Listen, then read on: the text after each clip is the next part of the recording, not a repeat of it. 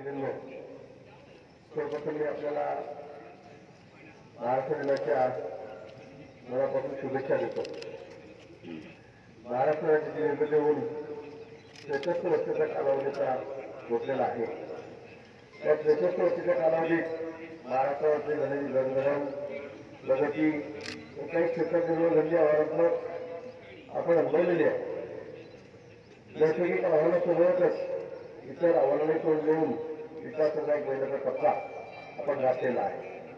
शिक्षणापासून ते आरोग्यापर्यंत इतर राज्याच्या तुलनेत अधिक सरस सेवा सुविधा देऊन एक आदर्श आपण निर्माण करू शकलेलो आहे। जिल्ह्यातील भौतिक सेवा सुविधा पायाभूत सेवा सुविधा यांच्या विकासासमवेत निसर्गाच्या लहरीपणामुळे वेळोवेळी आघात सहन करणाऱ्या आपल्या शेतकरी बांधवांना कसे सावरता येईल याला आपण प्राधान्यक्रम दिलेला आहे। आपण जाणतात गेल्या महिन्यात झालेल्या अतिवृष्टीमुळे शेतकऱ्यांना मोठ्या संकटातून जावे लागले, त्या संकटाला सामोरे जावं लागलं। शेतकऱ्यांच्या पाठीशी शासन खंबीरपणे उभं राहिलेलं आहे। मी स्वतः शेतकऱ्यांच्या बांधावर जाऊन त्यांच्याशी सुसंवाद साधलेला आहे। सततचा पाऊस या अलीकडच्या काळातली मोठी समस्या झालेली आहे। निसर्गातील एवढं लक्षात घेऊन सततचा पाऊस याला राज्य शासनाने नैसर्गिक आपत्ती म्हणून घोषित केलेला आहे।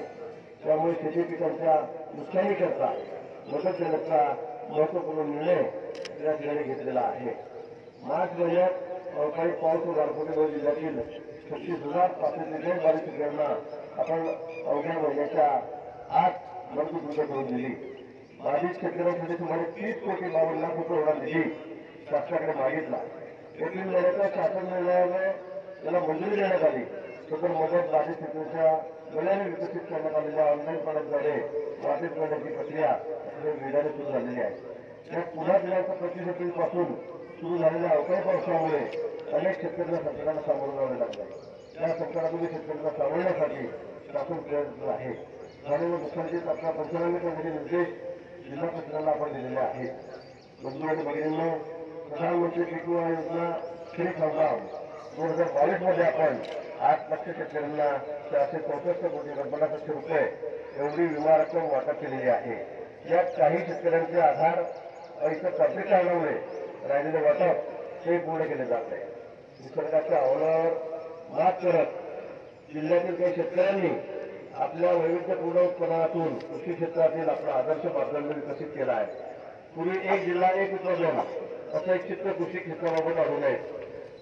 जिल्हा प्रशासनाच्या शेतकऱ्यांच्या सहभागातून प्रत्येक तालुक्याला वैशिष्ट्यपूर्ण कृषी उत्पादनाची ओळख या ठिकाणी करून देत आहे। सारख्या नाविन्यपूर्ण पिकात आपण देगलूर तालुक्यातील शेतकऱ्यांनी शासनाने पहिले 3 पुरस्कार प्राप्त करून राज्यापुढे केवळ आदर्श निर्माण केलेला आहे। कृषी क्षेत्रासमवेत रोजगार व स्वयंरोजगारासाठी आपण विशेष प्रयत्नशील आहोत। शेतीपूरक उद्योगाला चालना मिळावी, ग्रामीण भागातील महिलांना दिशा मिळावी या दृष्टीने महिला उद्योजकता नवीनता परिषद राखत जिल्हा प्रशासन चांगले काम करीत आहे। या उपक्रमात विविध विभागांमार्फत राज्यातील उत्कृष्ट महिला उद्योजक आता आपल्या राष्ट्रापर्यंत पोहोचले आहेत, त्याचा मला आनंद आहे। ग्रामपंचायत स्तरावर आपण 500 उद्योजक कौशल्य विकास केंद्राची निर्मिती करण्यास मान्यता प्रदान केलेली आहे। या अंतर्गत नांदेड जिल्ह्यातील 16 ग्रामपंचायतीमध्ये कौशल्य विकास केंद्र स्थापन केले जाणार आहे। जिल्ह्यात पर्यटन व पर्यटन विभागाच्या दृष्टीने अत्यंत महत्त्वपूर्ण ठिकाण आहे। यात भक्कल, येरगी, करंजखेडा हे तालुक्यकालीन सर्किट आपण विकसित करण्यावर भर देत आहोत। त्याचबरोबर कन्हार, बाहेर, शिरूर, कामसा हे नवीन पर्यटन क्षेत्र म्हणून आपण त्याला चालना देत आहोत। गड किल्ल्याच्या विकासासाठी समुद्रासाठी आपण यावर्षी काही निधी तरतूद केलेली आहे। मोठ्या तीर्थक्षेत्रासंबंधात ब आणि क वर्गातील तीर्थक्षेत्र विकास व्हावा ही भूमिका आपण या ठिकाणी घेतलेली आहे। त्यानुसार तीर्थक्षेत्र यात्रा स्थळाच्या ठिकाणी पायाभूत सुविधा परिपूर्ण करण्यासाठी ग्रामविकास विभागामार्फत आपण चालना दिलेली आहे।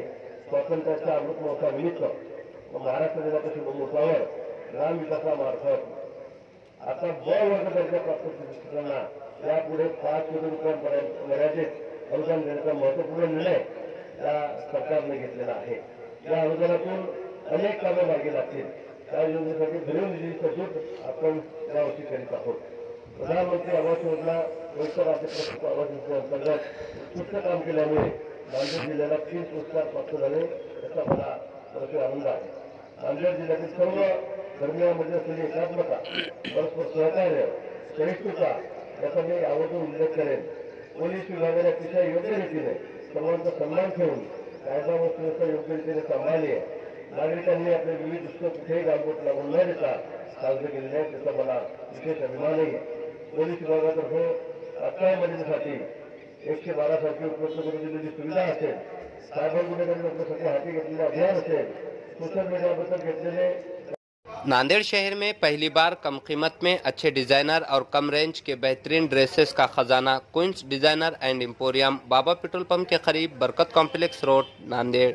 यहां पर गरारा, लांचा, फ्रॉक, शरारा, स्पेशल सूट, गौन वगैरह नए रेंज के कपड़े मौजूद है। यहां पर बड़े शहरों से हैदराबाद, मुंबई, कोलकाता, सूरत, लखनऊ से चुनिंदा फैशनेबल कपड़े एक ही छत के नीचे दस्तयाब है। एक बार जरूर तशरीफ लाए। प्रोप्राइटर मोहम्मद आमिर। नांदेड़ शहर का भरोसामंद किड्स मॉल ब्रांडेड कलेक्शन में अलग अलग डिजाइनर के खूबसूरत कपड़े निहायत ही वाजबी दाम पर दस्तयाब है। इस मॉल की खासियत जिसमें 4 साल के बच्चों से लेकर 14 साल की उम्र तक के बच्चों के लिए खूबसूरत डिजाइनिंग के कपड़े दस्तयाब है। हमारे यहाँ टी शर्ट, जीन्स, फ्रॉक, सदरी, पठानी के अलावा तमाम किट्स निहायत ही कम कीमत पर फरोख्त किए जाते हैं। एक बार जरूर तशरीफ लाए। हमारा पता इकरा उर्दू स्कूल, देगलू नाका रोड, नांदेड़।